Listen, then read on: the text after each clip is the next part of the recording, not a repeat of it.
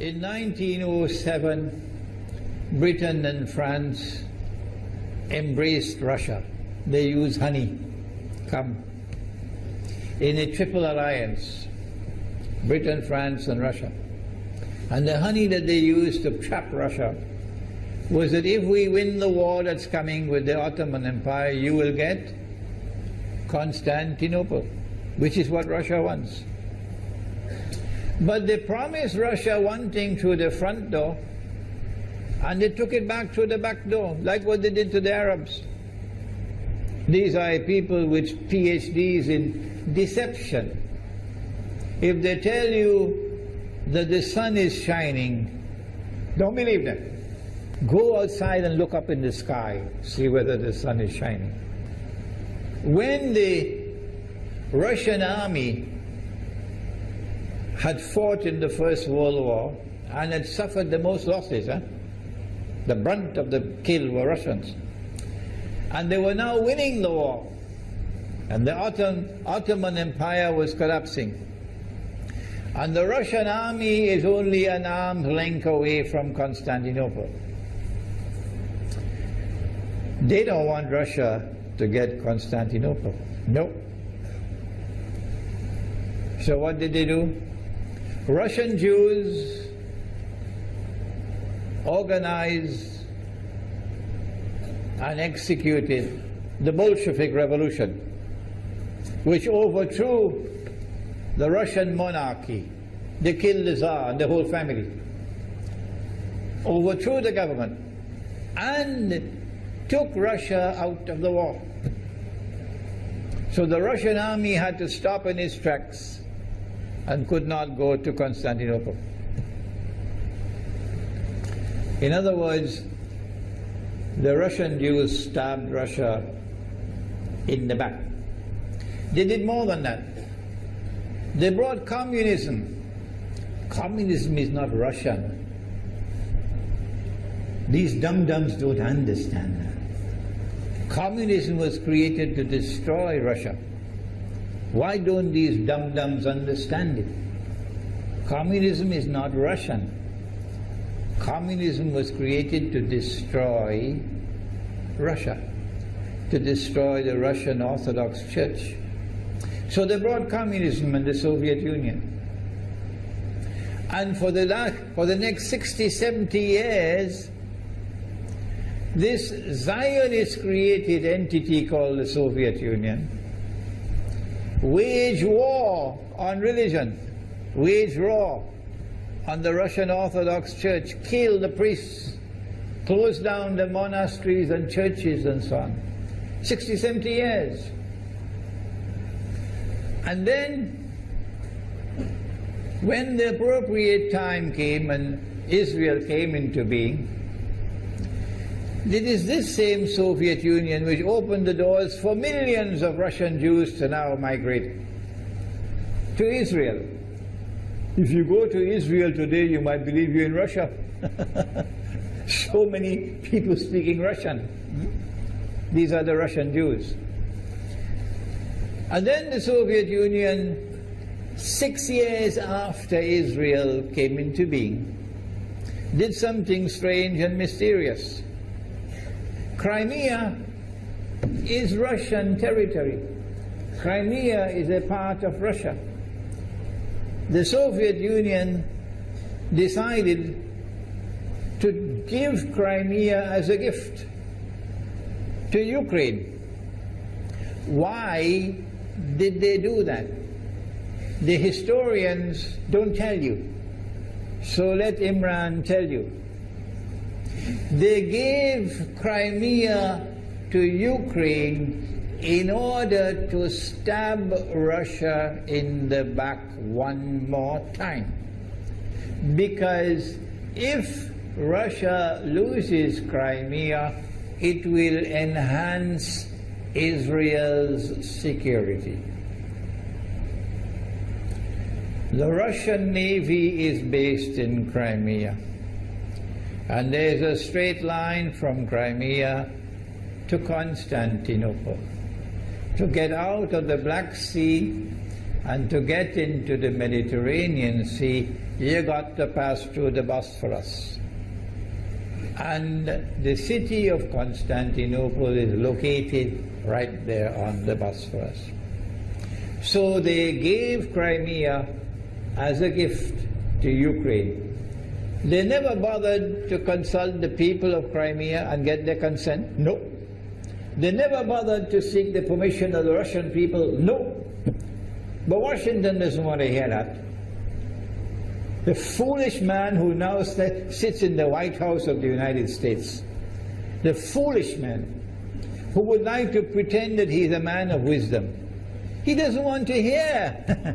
But what are the rights of the Russian people? Were they not violated? Do they not have the right to correct Iran and recover the territory which was unjustly taken away from them on Israel's behalf? Obama doesn't want to hear that. It's inconvenient for them. But in this masjid, we will expose whether it's convenient to you or not. They did more than that. Not only did they give Crimea to Ukraine, but earlier on they gave eastern Ukraine. Eastern, part of it now eastern Ukraine was Russian. It was Russian. And the Soviet Union gave it as a gift to Ukraine. Why is it being given to Ukraine?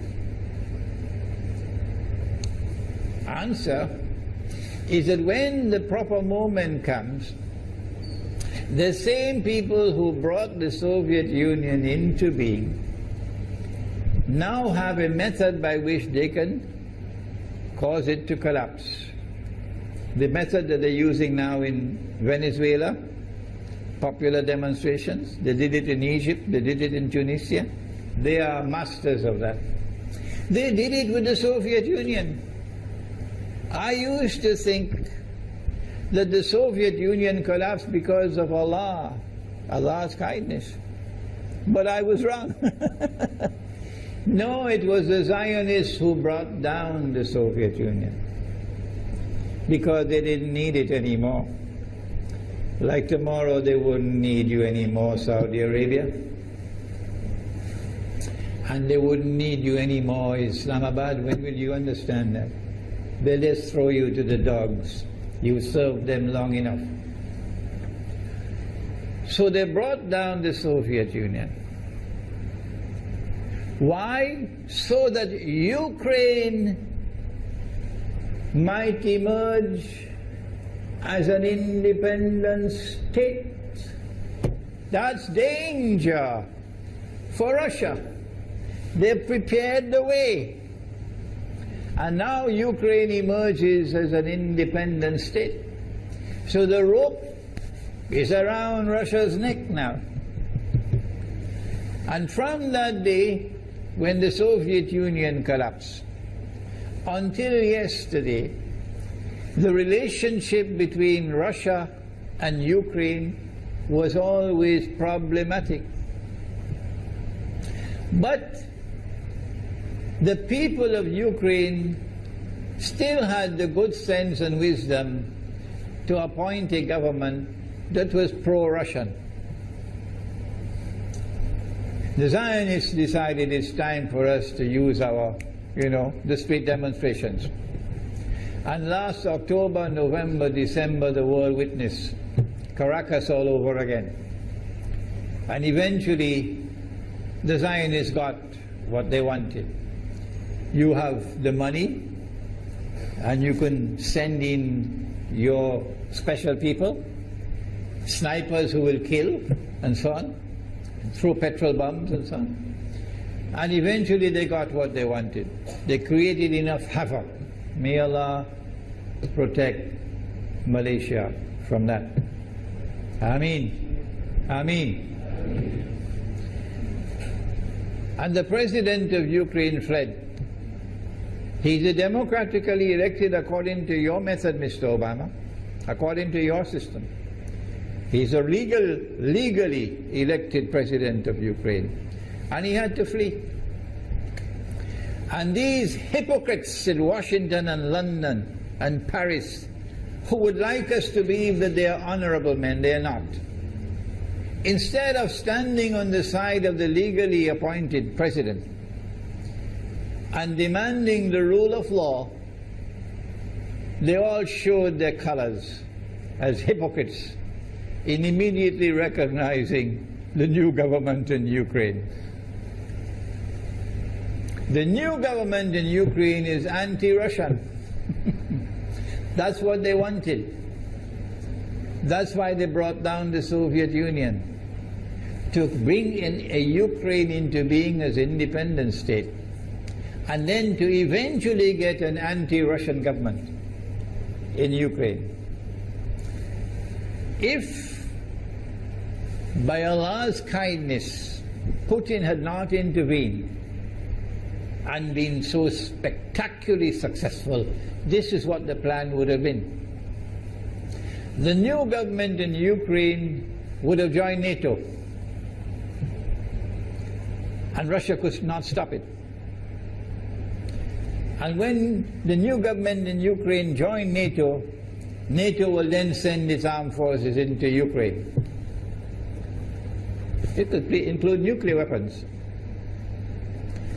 Then Ukraine will pick a fight with Russia and decide that Russia must now vacate Crimea. Shut down your naval base. The rope is now tightened around your neck. Russia has to put its tail between its legs and withdraw its fleet, Black Sea Fleet, from Crimea. Russia is no longer a naval power. Crick crack, you finish. And Israel will celebrate. That was the master plan. But Allah planned, and Allah's plan was successful.